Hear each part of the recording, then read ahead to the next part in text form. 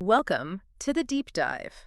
If you're an entrepreneur, well, you already know the truth of the journey, don't you? It's just this relentless roller coaster. Absolutely. Highs and lows. Exactly. You get those exhilarating highs, those moments of pure triumph where you feel like you can take on the world, but then there are the crushing lows. Yeah, the stomach-dropping moments. Right. The uncertainty, that constant, really exhausting battle against forces that just feel completely beyond your control. It's a test, isn't it? Yeah. Not just of your business plan. No, it tests your character, your resilience, your spirit deeply.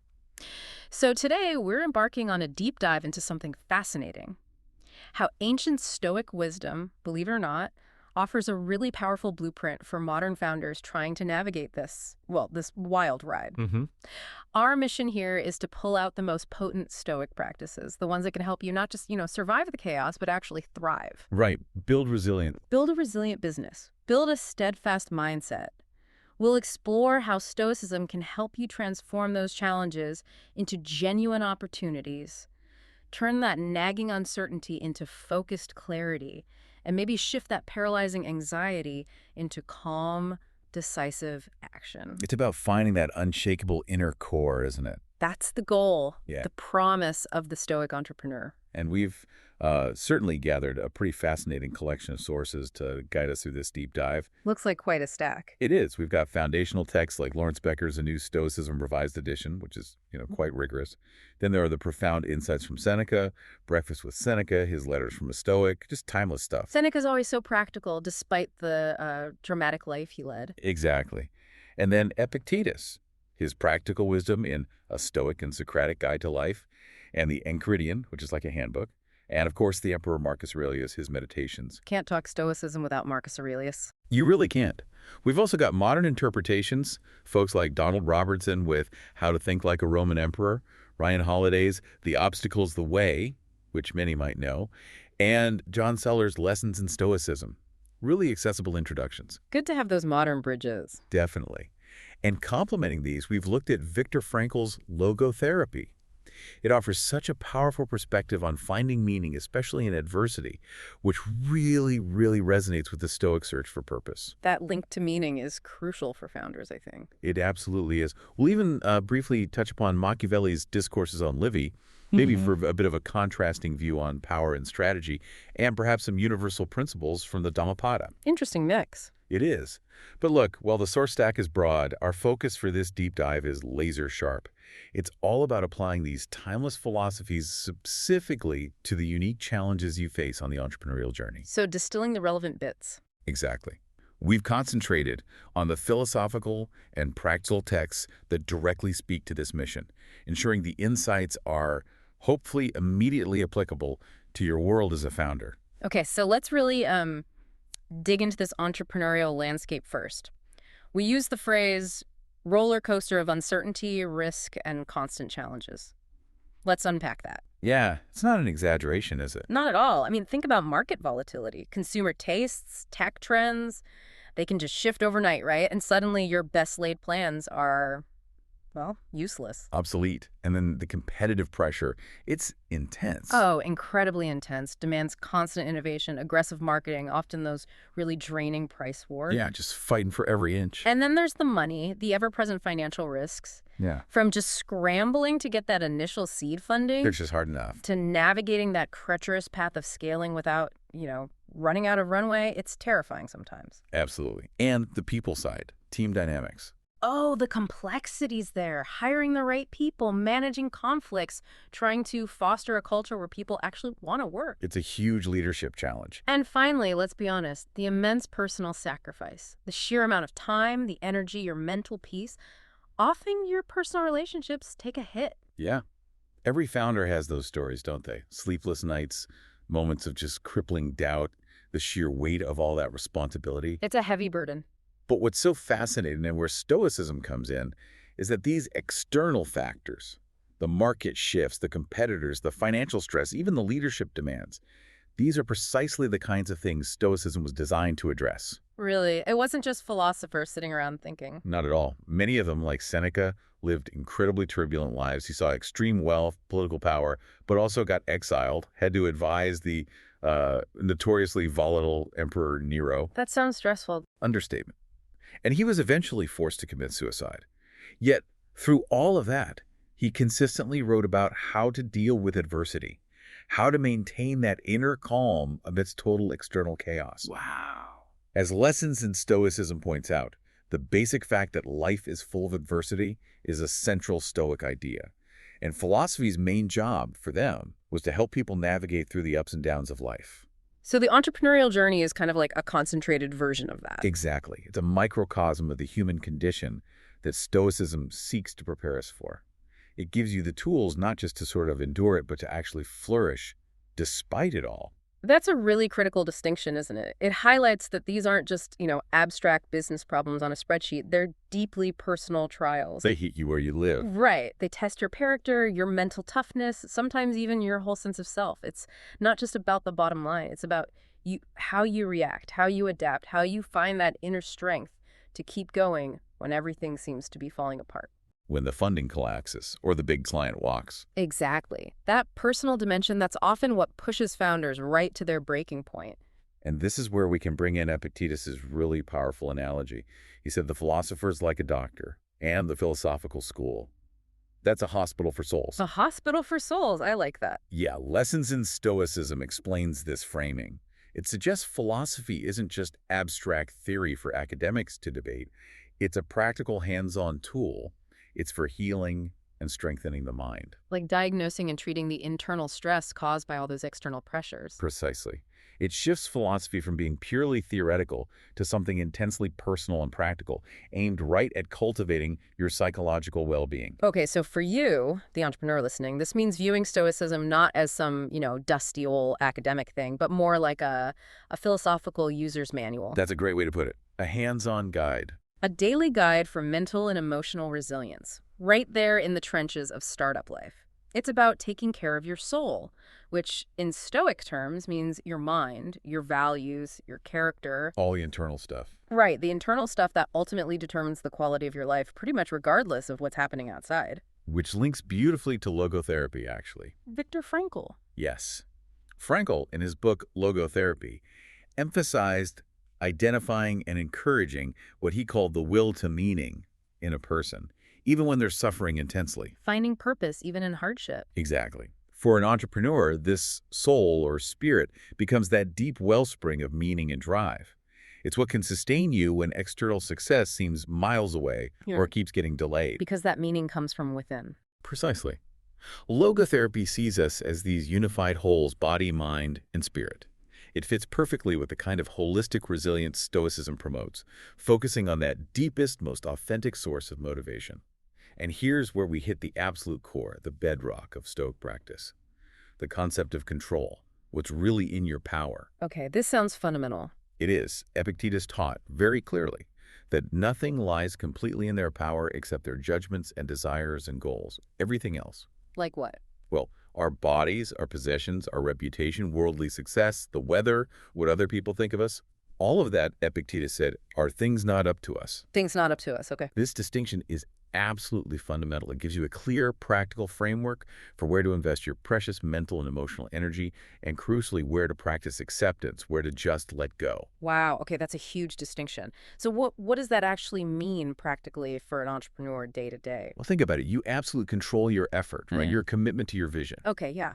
Effort, I control that. You control your business model, how carefully you design and refine it. You control your integrity, how you deal with people. My choices, my actions. Exactly. You control your response to setbacks. Do you learn from them, or do you let them crush you? That's your choice. You control the quality of your product, your customer service, your hiring decisions. Those are within your power. Right.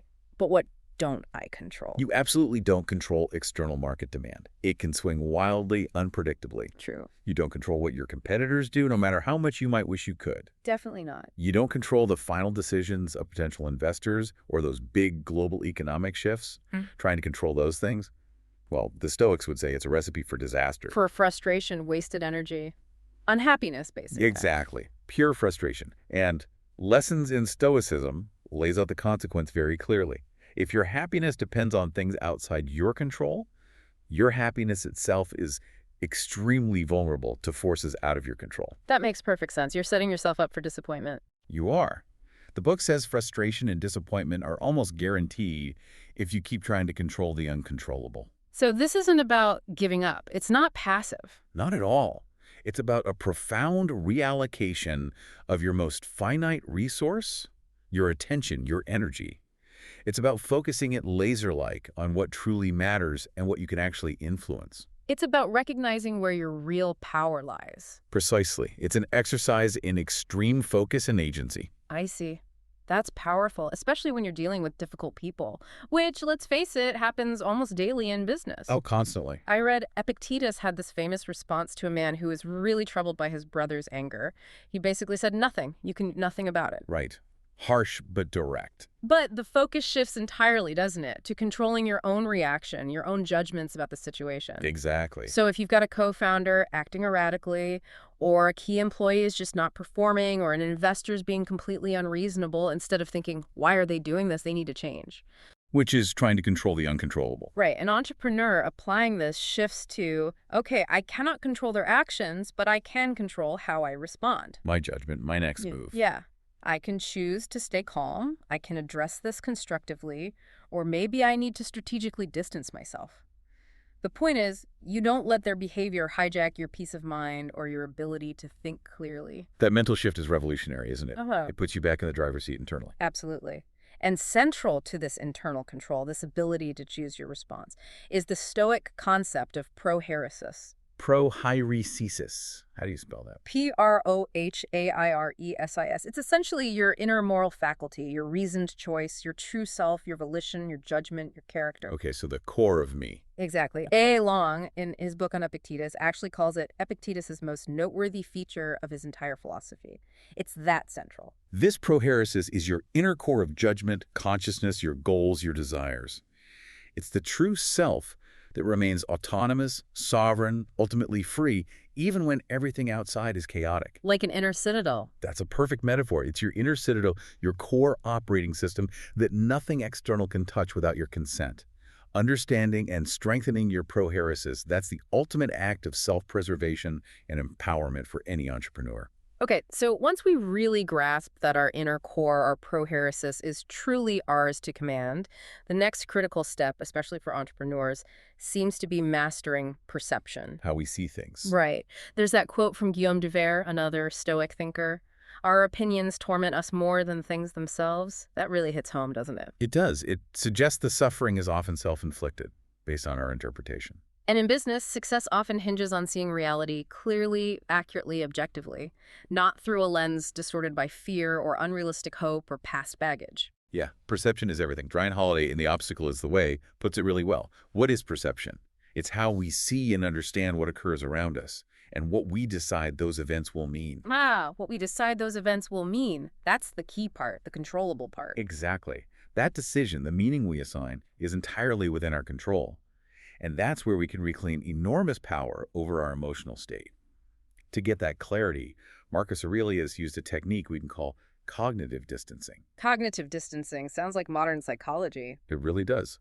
Donald Robertson, in How to Think Like a Roman Emperor, describes it as the ability to essentially separate their mind from bodily sensations, and more broadly, to withhold automatic value judgments from unpleasant feelings or events. So stepping back from the initial reaction. Precisely. The goal is to view these things, feelings, events as morally indifferent, either good nor bad in themselves, and ultimately harmless. It's about creating a mental space, a healthy gap between the raw event and your immediate, often quite reactive emotional response. Give me an example. Okay, say a major investor pulls out suddenly. You feel that surge of panic, right? Oh, yeah, definitely. Cognitive distancing means, first, observing that feeling, okay, I am experiencing panic, rather than immediately becoming consumed by it. Yeah. Then recognizing that the feeling itself isn't inherently good or bad. It's just a reaction to an external event. And then you can choose how to reframe the event itself. So you don't get swept away by the panic immediately. You notice it, acknowledge it, and then decide what the event means. That's really interesting, and it makes it feel much more actionable. So let's translate that directly into the business world again. A sudden market downturn. It isn't automatically a catastrophe, is it? No, not unless you judge it to be so. Right. It's a change. It's a challenge, for sure. Maybe difficult. But calling it a catastrophe, that's an internal overlay, isn't it? It's the story we tell ourselves about the event. Exactly. And the Stoics advise being really objective and concise in our language. Avoid those strong value judgments that just distort reality and ramp up emotion. So instead of thinking, my company is doomed, this market shift is horrible, it's an unmitigated disaster. Which sends you spiraling. Right. A founder practicing cognitive distancing might say, okay, the market has contracted significantly. This will impact our Q3 revenue. We need to reassess our strategy. See the difference? It's factual, neutral language. Yeah, it shifts you immediately from panic mode into problem-solving mode. That simple change in language can dramatically alter your emotional state and your ability to act effectively. And this ties into another really useful Stoic technique for perception, something called subtraction. Subtraction, like taking things away. Sort of. It means stripping away all the conventional meanings, the layers of interpretation, the romantic stories, or the horror stories we tend to overlay onto events. The goal is to see things as they actually are, not just as they are called or how we feel about them. Okay, so cutting through the noise. Exactly. For an entrepreneur, this means cutting through the hype around a competitor's flashy new product launch. Don't see it as an insurmountable threat. See it as another company releasing a new feature set that we need to analyze calmly. Or if your own product launch fails. Instead of it being an embarrassing company-ending disaster, use subtraction. See it as a product iteration that didn't resonate with our target audience. It provided valuable data on what not to do next time. It clears the mental fog, doesn't it? Allows for a much more rational assessment of the actual facts on the ground. Now let's talk about two emotions that are just everywhere in the high-stakes entrepreneurial world. Anger and anxiety. Yeah, they're practically occupational hazards. You see it constantly. Founders struggling with funding, dealing with difficult partners or employees, navigating team conflicts, facing those inevitable product failures or setbacks. Seneca was really interested in this. Breakfast with Seneca calls him a kind of proto-psychologist. He carefully studied how worry and anxiety arise and how it's possible to reduce or eliminate anxiety by using the techniques of Stoic philosophy. Not just cope, but actually reduce or eliminate it. That was the goal. Yeah. He wanted to understand the root cause. And he identified a core reason people worry: foresight, that ability to think about the future. Which is usually seen as a good thing, right, for planning. It's the divine gift, as he put it, incredibly valuable for strategy. But when it's misused, it becomes a major source of anxiety. How? By constantly worrying about the future or what could happen. So playing out endless worst-case scenarios. Exactly. That's the entrepreneur trapped in that loop. Anticipating threats that might never happen, endlessly ruminating on potential failures. Instead of using foresight to prepare for realistic contingencies, they use it to torture themselves with imagined calamities. Like, what if this investor says no? What if our new feature is buggy? What if our competitor copies us and crushes us? That constant internal narrative, fueled by foresight run amok, becomes a self-imposed prison of anxiety. And then there's anger. Seneca called it a hostile flame. A very vivid description. He described its devastating effects, saying it undermines sanity itself and leads to terrible outcomes. Massacres and poisonings, the vileness of rivals battling in court, the loss of cities. Pretty dramatic stuff. He saw it as incredibly destructive. He also said anger is bad enough for the poor person who falls under its spell, but can be even worse for those on its receiving end.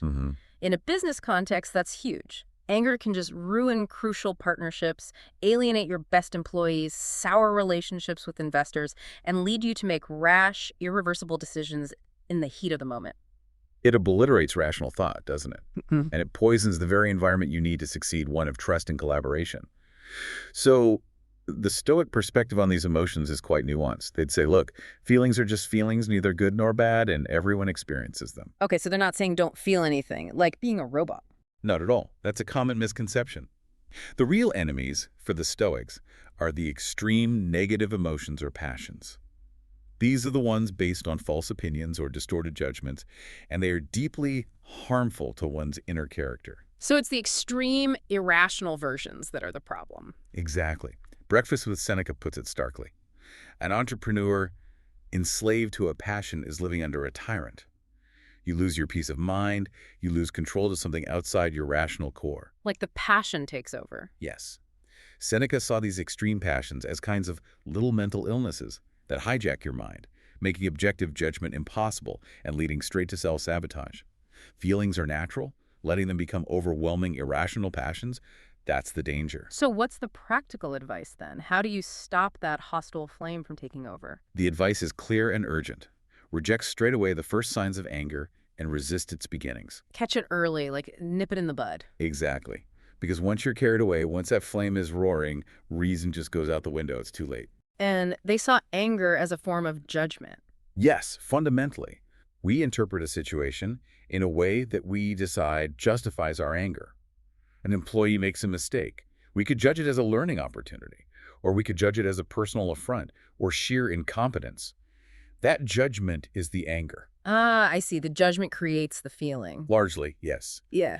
And Seneca reminds us it's always better to act calmly, maybe from a sense of duty or justice, from a place of clear reason, rather than giving in to that rage for revenge or impulsive retaliation, even if it feels incredibly righteous in the moment. So the goal isn't to be emotionless. No. It's to prevent your emotions from becoming irrational masters that dictate your actions. And while Stoicism strongly discourages those destructive passions, it actively advocates for cultivating what they called healthy emotions, though they acknowledge these aren't fully under our direct control either. Healthy emotions? Like what?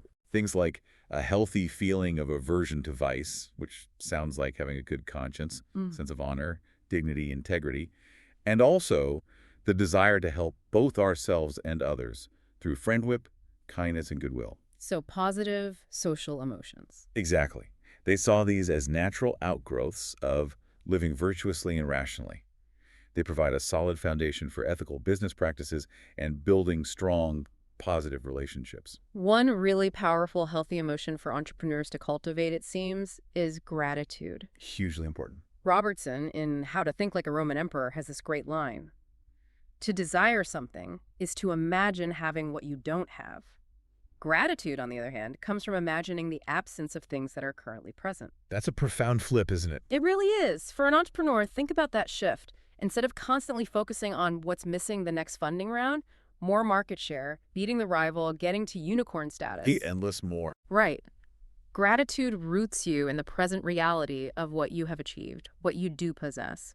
Appreciating the dedicated team you've built, the customers who believe in you, the small wins along the way. Even just the fact that you get to pursue your vision. It shifts your internal focus from scarcity to abundance, even if the external circumstances are challenging. And this connects to that Stoic practice of imagining loss, premeditatio malorum, which we'll touch on more, but it's also key for gratitude and preventing overattachment. How does imagining loss help with gratitude? Because by reminding ourselves what life might be like without the things and people we love, we would take them for granted. It sounds a bit morbid, maybe, but it's a profound mental exercise. To appreciate what you have while you have it. Exactly. And to temper your attachment to external things. Exactly. Because as the Stoics constantly remind us, they are not entirely under our control, and one day they will be gone. That applies to business things too, right? Like your star product or market share. Absolutely.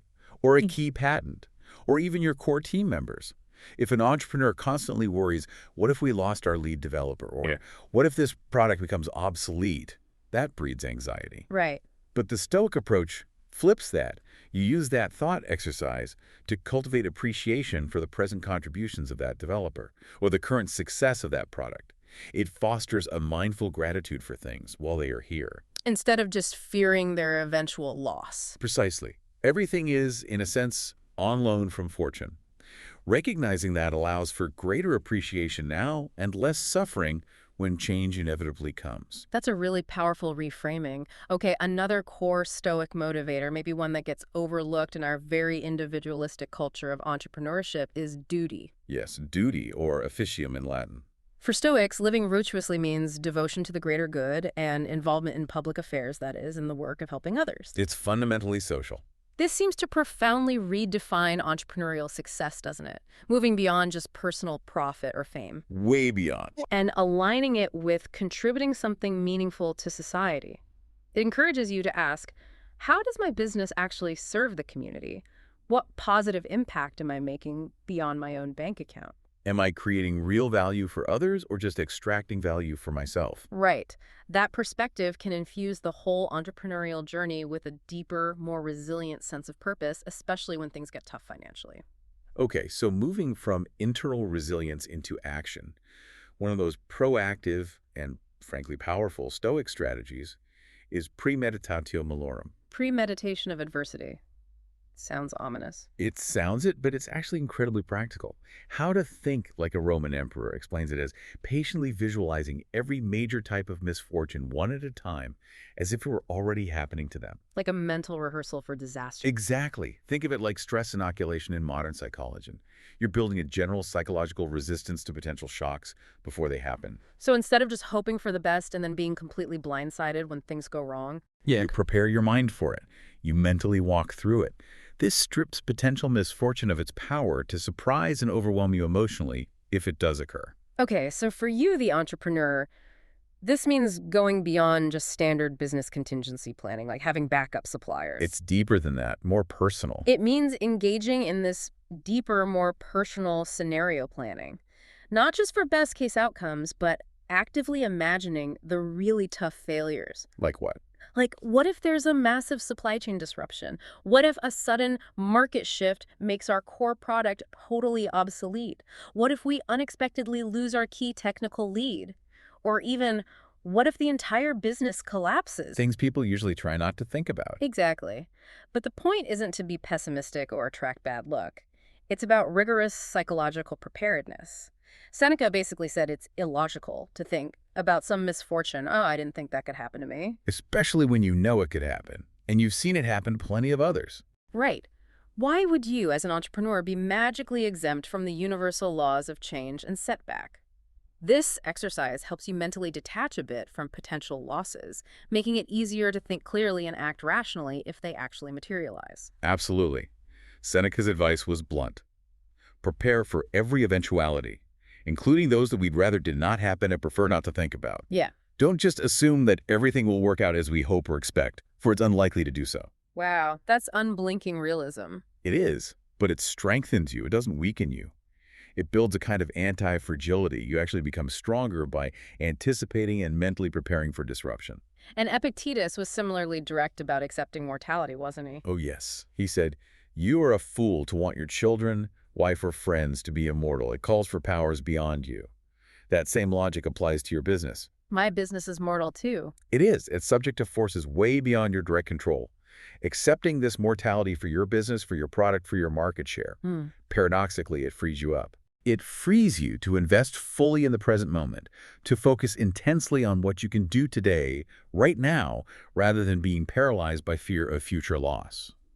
Marcus Aurelius took this even further, didn't he? With that line, "Think of yourself as dead, now take what's left and live properly." Powerful stuff. It sounds grim initially, but it's actually a profound call to action, isn't it? A reorientation of priorities. Completely. For entrepreneurs, that mindset seems like it could help overcome that paralyzing fear of loss.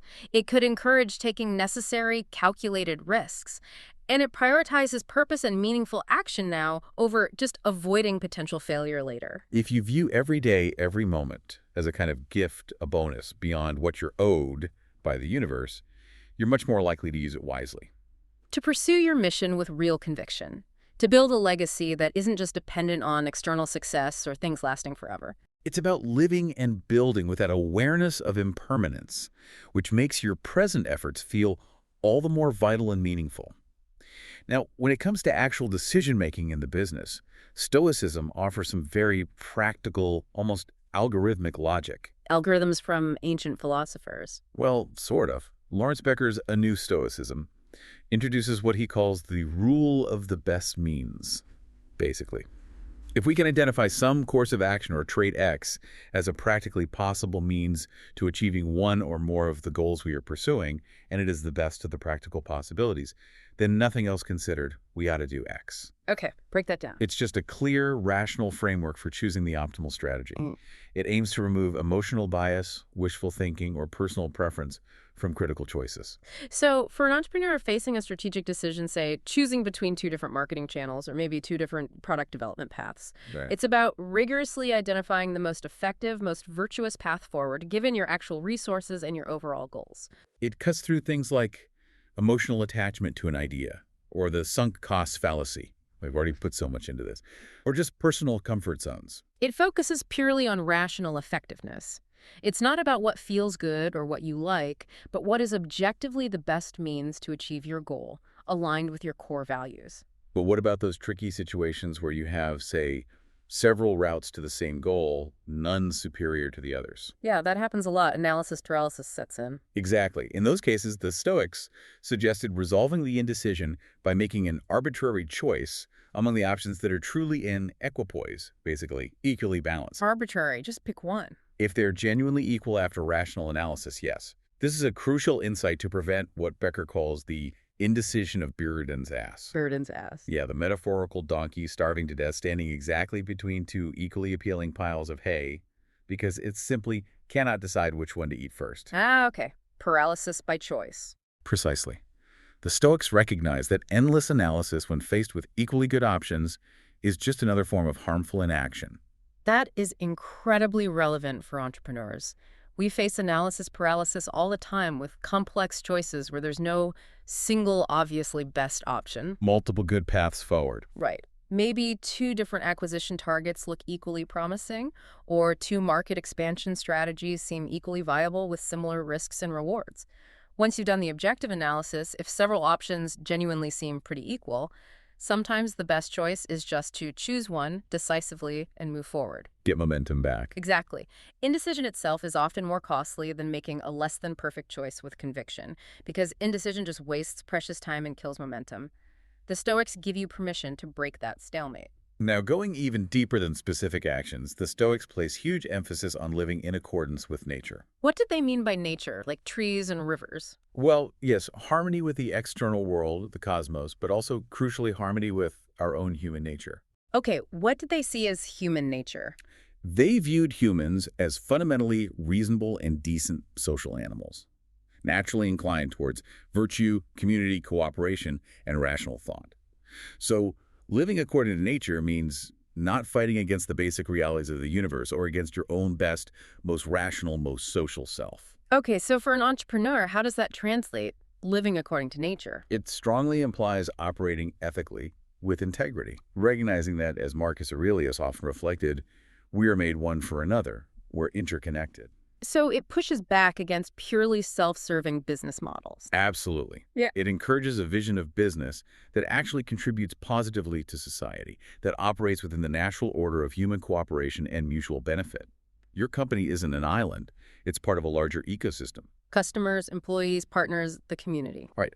A founder aligned with nature would ask themselves, is my business genuinely serving human needs and well-being, or is it just exploiting desires or creating negative externalities? This ethical framework builds trust, which is essential for long-term sustainability. Epictetus took this further by stressing that each of us inhabits a number of different social roles. Some are natural, like being a parent or a child. Others are acquired, like being a doctor, a magistrate, or an entrepreneur. Right, we all wear different hats. And living a good life, he taught, means consciously living up to the various roles that we find ourselves in and accepting the responsibilities that come with them. It's a profound call to civic and social duty, to embody the virtues appropriate to each specific role you play. So how does this apply specifically to a founder? What are their roles? Well, you're a leader to your team. You're an employer. You're an innovator. You're a service provider to your customers. You're also a citizen in your community and industry. Lots of hats. Many hats. And fulfilling these roles responsibly with an understanding of human nature, for instance, remembering Marcus Aurelius' point that people often transgress in many things against their will, that deeply informs your leadership style. Meaning you approach mistakes with more empathy. Exactly. You might understand an employee's mistake could stem from ignorance or stress or external pressures, rather than assuming malice or incompetence right away. This empathetic, duty-bound approach helps you lead with greater wisdom, resilience, and compassion, because you understand your actions within these roles have ripple effects. And one more powerful perspective here is the cosmic perspective that Marcus Aurelius often adopted. Looking at the bigger picture. The biggest picture. He'd reflect on whether the universe is ruled by divine providence or just by random atoms colliding, basically, order versus chaos. Big questions. Did he decide? His conclusion was fascinating. For practical purposes, it doesn't matter a great deal. Whether it's a guiding deity or just blind fate, he said, the response from us should always be the same. Accept what happens and act in response as best we can. Wow. Ultimate acceptance of what's outside your control. Precisely. It offers this grand, almost transcendent acceptance of huge forces, market forces, industry shifts, global events, unexpected black swans. It allows an entrepreneur to stop lamenting the unchangeable and focus all their mental energy on their response, which is within their control. And this brings us to a common, often misplaced criticism of Stoicism, that it makes people too self-involved, too passive, too detached from the real world. Yeah, you hear that sometimes, like they just sit back and accept everything. But that's really a misunderstanding. Becker's New Stoicism emphasizes that the true Stoic moral agent is relentlessly active, not passive. They apply their practical wisdom to a succession of endeavors, personal, political, or social. So it's not quiet detachment at all. No, it's intense, focused engagement with the world, but crucially from a position of inner tranquility and clarity, not driven by passion or fear. That directly counters the stereotype of the aloof, unfeeling Stoic. A Stoic entrepreneur, then, would be deeply engaged, not just sitting idly by watching the world burn. Exactly. This practical wisdom helps in controlling how those endeavors are expressed in attention, imagination, intention, deliberation, emotion, and conduct. So it's about being present and intentional in everything you do. Yes, whether you're designing a product, leading a crucial team meeting, or navigating a funding crisis. It means your actions are aligned with your reason, judgments, and values, not just driven by fleeting emotions or external pressures. And history actually shows a powerful political dimension to Stoic ethics. This engagement wasn't just theoretical talk. Like who? Well, think of Musonius Rufus. He was exiled by Emperor Nero for his philosophical views, and he even chose to accompany his student Plautus into his exile. Or Helvidius Priscus, who famously stood up to Emperor Vespasian to defend the Roman Senate's rights, knowing it would likely cost him his life, which it did. Wow, that's real courage based on principle. Absolutely. These figures were not without political engagement, even when facing down emperors. They exemplified courage and sticking to principles over personal safety or comfort. So for you, the modern entrepreneur listening, this history demonstrates that active involvement, even standing up against powerful forces or unpopular opinions, is a vital part of Stoic virtue. It's not just about inner peace. No, virtue requires action in the world. It might mean advocating for ethical business practices in your industry, standing firm on your company's values, even when it's difficult or potentially costly, contributing meaningfully to the broader economic or social city, as Marcus Aurelius would say. Maybe taking a stand on sustainability, or fair labor practices in your supply chain, or pushing for industry standards that protect consumers. Even if it means challenging the status quo or powerful players, it's about using your influence as a founder to be a force for good, which requires real moral courage. Now, it's really crucial to remember that Stoicism isn't just a set of intellectual ideas you read about and then, put the book back on the shelf. It's not just theory. No, it's intended as a way of life. Pierre Hedot, a great scholar of ancient philosophy, talked about spiritual exercises and therapeutics. Epictetus himself stressed that it's a practice that requires unremitting commitment and seriousness. Why so serious? Because changing deeply ingrained habits of thought, our automatic reactions, our default judgments, that takes consistent daily effort. It's not a quick fix. So for the entrepreneur, this means it has to be a daily practice, right? Consistent self-reflection, trying to apply these principles in real time, right in the middle of making those chaotic business decisions. Not just reading about it when you have a quiet moment. Exactly. Look at Marcus Aurelius, the Emperor of Rome. He still practiced morning and evening meditations. He reviewed his actions, internalized his Stoic lessons, prepared his mind for the challenges of the day ahead. A powerful example for any busy founder. Totally. And it doesn't necessarily mean setting aside hours for formal meditation, does it? It's more about integrating moments of reflection and intentionality into your already demanding schedule. Asking yourself those key questions throughout the day. Yeah, like, what did I handle well today according to my values? Where did I maybe fall short? How could I have responded more virtuously, more rationally in that difficult meeting? And Epictetus was very realistic about this. He stressed that progress in philosophy, in becoming more virtuous and resilient, is gradual. It will inevitably involve false starts and setbacks. You'll mess up. Okay, that's reassuring. It's not about instant perfection. Not at all. He used this great analogy of a wrestler who actually benefits from having really tough opponents. Adversity, for Epictetus, is like a training exercise. A training exercise. Yeah, it's an opportunity to display and, more importantly, to improve your virtues, your courage, your patience, your justice, your self-control. Each setback isn't a failure in the traditional sense. It's more like a demanding sparring partner. One that will hone your resilience and your decision-making for the next round. Precisely. So when a product launch flops or a funding round completely collapses, it's not a sign that you should just give up. It's that tough opponent forcing you to get stronger, wiser, and refine your inner character. This provides immense validation for the entrepreneurial journey itself, doesn't it? Because that journey is inherently a constant learning process. It's absolutely rife with mistakes and unexpected turns. Failure is part of the curriculum. Exactly. Failures aren't endpoints. They're just really valuable, if sometimes painful, lessons. They're those tough opponents Epictetus talked about. And resilience. It's not something you're just born with. No, it's built. Forged. It's built through that repeated effort, through facing and overcoming adversity again and again. It's about striving continuously not to commit faults, as one Stoic text puts it, while understanding that perfection isn't the realistic goal.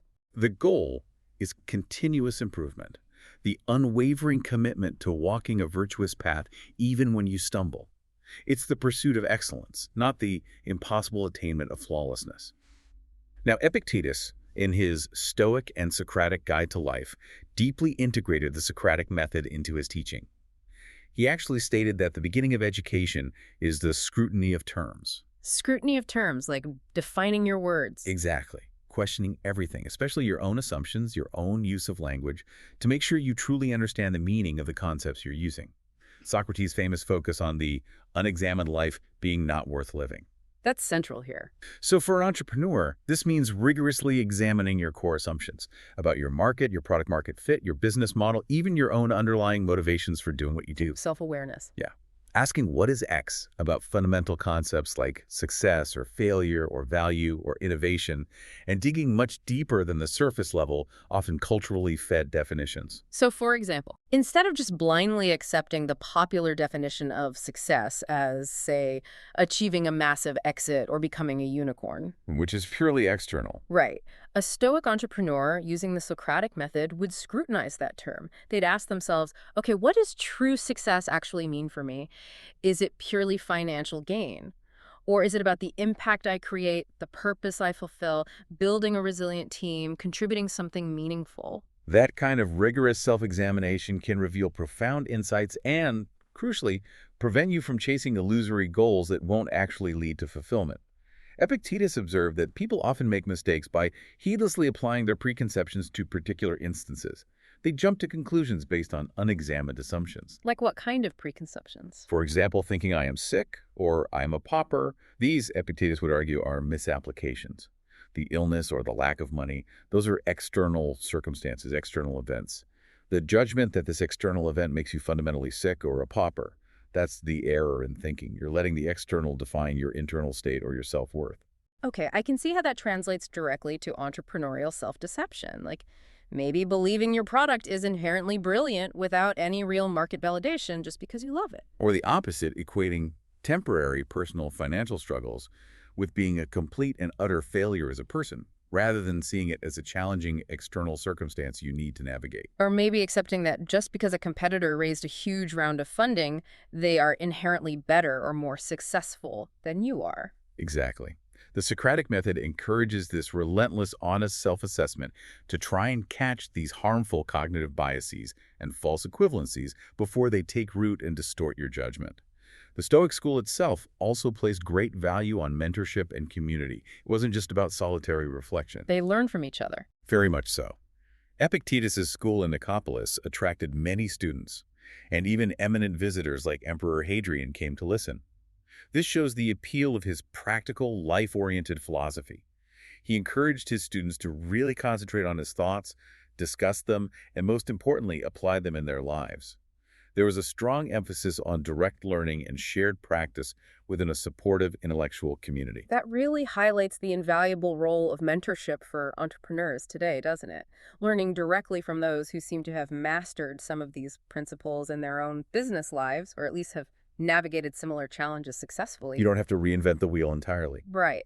Marcus Aurelius himself, in his Meditations, explicitly thanks his Stoic teachers for learning specific coping strategies and techniques from them. There's immense power in seeking wisdom from others who embody these virtues, who've been through the fire. And finally, the Stoic emphasis on community really cannot be overstated. It wasn't just nice to have, it was fundamental. They believed human beings are made to live in a community. It's part of our nature. Yes, not just a preference or a pragmatic necessity for survival. It's seen as a fundamental aspect of our natural constitution, an inherent part of what it means to be a flourishing human being. We are, at our core, social creatures designed for cooperation and mutual support. So, for you as a business leader, this translates into fostering a strong, cohesive team internally, embracing collaboration over, say, cutthroat internal competition. Building trust. Exactly. And also viewing the broader market, your industry, the economy, not just as a zero-sum battleground, but as an interconnected city, as Marcus Aurelius often called the world. Recognizing shared purpose, mutual benefit. Right. Thinking about the collective good that can actually arise from ethical, collaborative enterprise. A Stoic entrepreneur, it seems, aims to build not just a successful business in isolation, but a beneficial ecosystem around it, understanding that true, sustainable flourishing is often a communal endeavor. Hashtag tag outro. Well, we've certainly journeyed through the core ideas of Stoicism today, and it's really striking how this timeless wisdom from figures like Epictetus, Seneca, Marcus Aurelius offers such a robust, practical framework for you, the modern entrepreneur. It really holds up, doesn't it? It does. From mastering your perception and managing those difficult emotions, to proactively premeditating adversity and embracing a life of purpose and virtue, Stoicism gives you practical tools. Tools for building not just a more resilient business, but perhaps more importantly, an indomitable inner spirit. That inner citadel. Exactly. Cultivating an inner strength that external circumstances, no matter how turbulent they get, simply cannot shake, enabling you to lead with more clarity, more purpose, and hopefully a lot more calm through that inevitable entrepreneurial roller coaster. So, perhaps consider this as you navigate your own path. If, as Seneca so eloquently reminds us, we are not promised for this night, nay, not even for this hour. If our time is truly that uncertain, Which it is. then what action, what choice, what act of principled courage or ethical leadership will you choose to make right now? How will that shape your entrepreneurial journey and define your legacy, completely independent of the external outcomes you can't fully control? How will you, as Seneca also urged, balance life's account every day in your business, focusing on what you truly control, your judgments, your actions, your character, and letting go of the rest, knowing that your character is the one true asset that fortune can never take away? That's a powerful question to leave things on. The deep dive is over for today, but the real journey applying these insights has just begun. We really encourage you to reflect on these ideas, mull them over, and see how they might empower you to face the unpredictable, challenging, but also incredibly rewarding world of entrepreneurship with maybe a bit more clarity, a lot more courage, and a profound sense of inner calm.